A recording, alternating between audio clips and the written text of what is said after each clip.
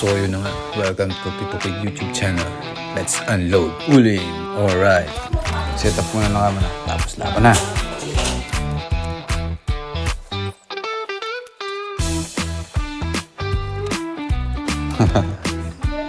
Bigat niya.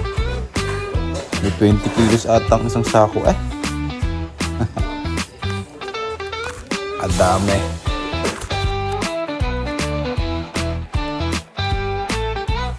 Lapit na matapos. Ayan, post boys. Alright. Ang dami. Ngayon, magpa-plastic naman. Ayan, bilisan natin. Siyempre, lagyan natin ang cover ng ating pilong. Durug-durugin muna natin yung malalaking uling para dumami at magkasya sa plastic. Ayan, oh. Katulin ko mag-plastic.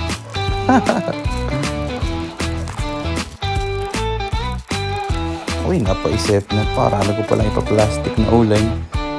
Sako-sako. Pero laban yan. Basta kumita.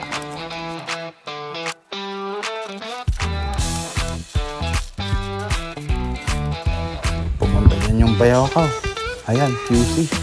Dapat daw ay 38 pieces na uling kada plastic. Ay siya, lumabis ako. 48 ang nailagay ko. Pwede na yan. Alright.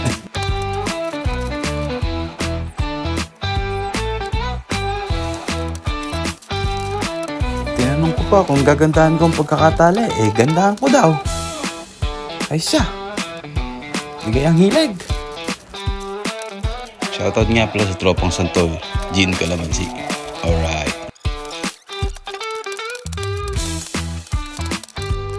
Malapit na ako matapos. Nakakarami na. Ayan, oh. Ayun, plastic na, oh. Buti na lang malilim din eh. Eh talaga naman kung maaraw, eh sunog na sunog. Parang uling.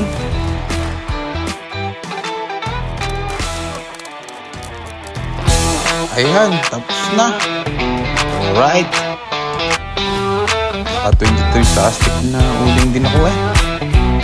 Benta na sa tindahan.